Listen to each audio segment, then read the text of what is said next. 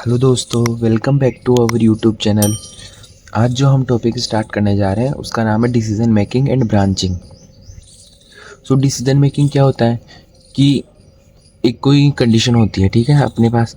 अगर वो condition fulfil हो रही है तो अपना कोई ब्लॉक ऑफ कोड एग्जीक्यूट होता है। अगर वो कंडीशन फुलफ़िल नहीं होती है तो another block of code execute होता है या प्रोग्राम डायरेक्ट एग्जिट होता जाता है। ठीक है, मीन्स अपन किसी कंडीशन के अकॉर्डिंग कोई चीज़ का डिसीजन ले रहे हैं तो वो चीज़ हो गया डिसीजन मेकिंग। ठीक है, so the process where a program evaluate a condition and make a decision to execute a specific block of code based on a condition. ठीक है, कि कुछ वो डिसीजन लेता है उस ब्लॉक ऑफ कोड के अकॉर्डिंग कि अगर ये कंडीशन फुलफिल हो रही है तो ये ब्लॉक ऑफ कोड एग्जीक्यूट हो जाएगा, और अगर कंडीशन फॉल्स हो रही है तो another block of code execute हो जाएगा। तो वो चीज़ हो गया क्या, डिसीजन मेकिंग, कि हम डिसीजन ले रहे हैं।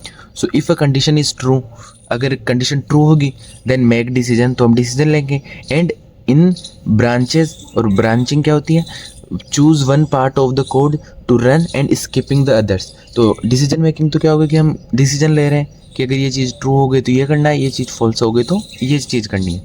बट ब्रांचिंग में क्या होता है कि पूरा अपने पास प्रोग्राम है, ठीक है, अगर कोई एक चीज़ अपने पास वो होती है, ट्रू होती है, तो ये जैसे ये कंडीशन फुलफिल हो गई तो ये तो रन हो जाएगी, बाकी सारे स्किप हो जाएंगे।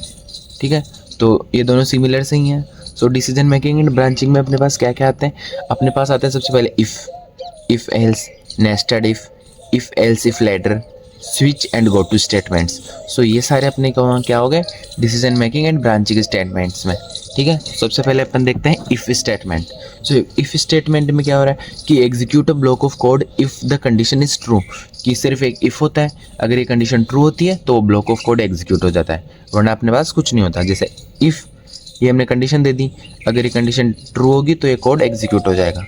तो ये उसका सिंटेक्स हो गया किसका, इफ़ स्टेटमेंट का।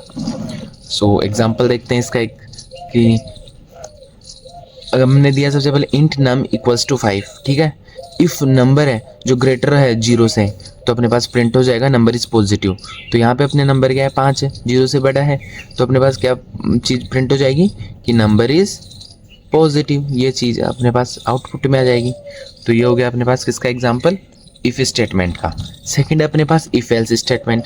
सो इफ़ एल्स स्टेटमेंट में क्या होता है, execute one block if condition is true, कि कंडीशन अगर ट्रू है तो एक ब्लॉक एग्जीक्यूट हो जाएगा जैसे पहले वाले इफ़ में हुआ था। बट इसमें एक एल्स कंडीशन और होती है कि अगर ये चीज़ फॉल्स है तो क्या प्रिंट होना चाहिए, तो वो आ जाएगा एल्स में। सो अनदर इफ़ फॉल्स, कि अगर ट्रू होगा तो एक ब्लॉक एग्जीक्यूट हो जाएगा और अगर फॉल्स होगा तो दूसरा एग्जीक्यूट हो जाएगा। ठीक है, जैसे इसका सिंटेक्स देखते हैं कि इफ़ कंडीशन ट्रू होगी तो ये एग्जीक्यूट हो जाएगा, अगर ये कंडीशन फॉल्स है तो एल्स वाला ब्लॉक एग्जीक्यूट हो जाएगा।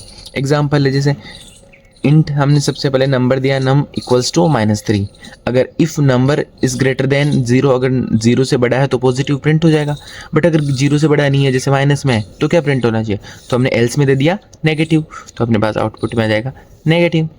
ठीक है, सो ये हो गया इफ़ एल्स स्टेटमेंट। फिर आता है अपने पास नेस्टेड इफ़। नेस्टेड इफ़ में क्या होता है, एन इफ़ और if else inside another if और इफ़ एल्स, कि इफ़ एल्स के अंदर दूसरा इफ़ एल्स, तो वो हो गया नेस्टेड इफ़ एल्स। जैसे इफ़ ये कंडीशन अगर ट्रू होगी तो उसके अंदर फिर एक और कंडीशन चेक करेगा, इफ़ फिर कंडीशन सेकंड, तो हो गया नेस्टेड इफ। ठीक है, जैसे एग्जांपल देखते हैं हम कि int a equals to 5 and b equals to 10। So if a greater than 0, अगर एक 0 से बड़ा है, एंड फिर वापस कंडीशन चेक कर रहे हैं, अगर b भी 0 से बड़ा है तो बोथ आर पॉजिटिव। तो इफ़ के अंदर इफ़ एल्स के अंदर एल्स, तो वो कंडीशन होती है नेस्टेड इफ। ठीक है, अब है इफ़ एल्स लैडर। लैडर का मतलब क्या होता है, जैसे सांप सीढ़ी होते हैं ना, एक के बाद एक के बाद एक, वैसे इफ़ एल्स के जैसे इफ़, फिर इफ़ के अंदर else if else if else if फिर लास्ट में एल्स, तो वो चीज़ होती है इफ़ एल्स लैडर। और नेस्टेड इफ़ में क्या होता है कि एक इफ़ के अंदर अनदर इफ़। ठीक है, सो इफ़ एल्स लैडर में क्या होता है, check multiple condition in a sequence, कि एक सीक्वेंस में मल्टीपल कंडीशंस को चेक करते हैं हम लोग। जैसे सिंटेक्स क्या होगा कि इफ़ फिर कोई कंडीशन ये ट्रू होगी तो एक कोड एग्जीक्यूट हो जाएगा, नहीं तो दूसरी कंडीशन देखेंगे, फिर तीसरी कंडीशन देखेंगे, चौथी, और फिर लास्ट में अपन देते हैं डिफ़ॉल्ट कोड जो एल्स में देते हैं। ठीक है, तो ये हो गया इफ़ एल्स लैडर। एग्जाम्पल है अपने पास जैसे इंट मार्क्स इक्वल्स टू 85। ठीक है, मार्क्स हमने कितने थे 85, अगर इफ़ मार्क्स ग्रेटर है कितने 90 से ज़्यादा है या 90 जितने हैं तो अपने पास प्रिंट हो जाएगा ग्रेड ए। ठीक है, वरना अपने पास प्रिंट हो जाएगा अगर 80 तक है तो अपने पास प्रिंट हो जाएगा ग्रेड बी, और अगर 80 तक भी नहीं, 90 तक भी नहीं, उससे कम है तो प्रिंट हो जाएगा ग्रेड सी। तो अब 85 है तो अपने पास क्या प्रिंट हो जाएगा, ग्रेड क्या बोलते हैं जो बी, 80 से 85 तक।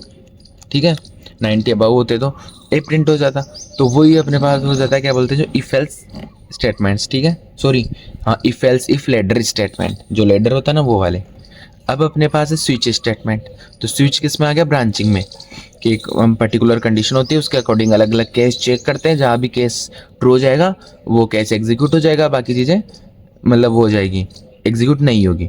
सो select one block of a code from multiple options based on A value, कि कोई पर्टिकुलर वैल्यू होती है उसके अकॉर्डिंग अपन एक कंडीशन चेक करते हैं, अगर वो केस फुलफिल हो गया तो वो कोड एग्जीक्यूट हो जाएगा। जैसे स्विच, फिर हमने यहाँ पे कोई एक्सप्रेशन दिया। ठीक है, अब केस फर्स्ट में हमने वैल्यू दी और कुछ कोड दे दिया और ब्रेक लगा दिया, केस सेकंड में वैल्यू दी, कोड दी, ब्रेक लगा दिया, और फिर नेक्स्ट और लास्ट में डिफॉल्ट में वैल्यू दी और प्रोग्राम एंड कर दिया। तो जैसे अगर हमने इस कंडीशन स्विच में जो एक्सप्रेशन दिया ना, इसके अकॉर्डिंग अगर ये फर्स्ट केस की वैल्यू ट्रू हो गई तो ये कोड एग्जीक्यूट हो जाएगा और बाकी चीज़ें ब्रेक होके हट जाएगी, ये इनको उससे कोई मतलब ही नहीं है। बट अगर ये नहीं हुआ तो ये इसमें चेक करेगा, ये कंडीशन ट्रू हो गया तो फिर ये सारे हट जाएंगे, वैसे सारी वैल्यूज चेक करेगा। तो वो चीज़ होती है क्या, स्विच स्टेटमेंट। एग्जाम्पल में देखें, इंट डे इक्वल्स टू 2। ठीक है, अगर अब हम स्विच में दे दिया हमने डे, अब केस वन क्या होता है, अगर प्रिंट एफ संडे, अगर संडे होगा तो ब्रेक हो जाएगा। फिर केस सेकंड में क्या होगा, प्रिंट एफ मंडे, फिर ब्रेक हो जाएगा, या फिर डिफॉल्ट में हो गया प्रिंट इनवैलिड डे। तो ये होता है अपने पास क्या, स्विच स्टेटमेंट। ठीक है, फिर अपने पास last decision making and branching में गो टू स्टेटमेंट। ये क्या करता है, जंप करता है। गो टू का मतलब ये समझ में आ रहा है कि गो टू, एक जगह से दूसरी जगह जाना। So jump to a labelled statement, कि अपने को पर्टिकुलर फर्स्ट से लेके डायरेक्ट फिफ्थ में जाना है, 2 3 4 फिर उसको स्किप करना है, तो वो चीज़ होता है गो टू स्टेटमेंट। ठीक है, so jump to a label statement, syntax हो गया जैसे गो टू लेबल, और उसका कुछ कोड होता है और फिर लेबल जहाँ पे अपने को जंप करना है। ठीक है, जैसे int x equals to 1, if x equals to 1 then go to skip. ठीक है, अगर एक्स की वैल्यू अगर 1 होगी तो ये वाला प्रिंट नहीं करेगा, डायरेक्ट किस पे चला जाएगा, गो टू स्किप, स्किप पे चला जाएगा और ये वैल्यू प्रिंट हो जाएगी, jump here using go to. और अगर 1 नहीं रहता, यहाँ पे 2 रहता तो फिर ये वाली प्रिंट हो जाती, गो टू पे नहीं आता। तो ये होता है कि डायरेक्ट अपने को किसी पर्टिकुलर कंडीशन पे भेजना है तो गो टू स्टेटमेंट। सो इसी के साथ अपने decision making and branching complete होता है। अगर आपको किसी भी टॉपिक या किसी भी सब्जेक्ट से रिलेटेड कोई भी वीडियोस चाहिए हो तो आप कमेंट करके बता सकते हो। Thank you.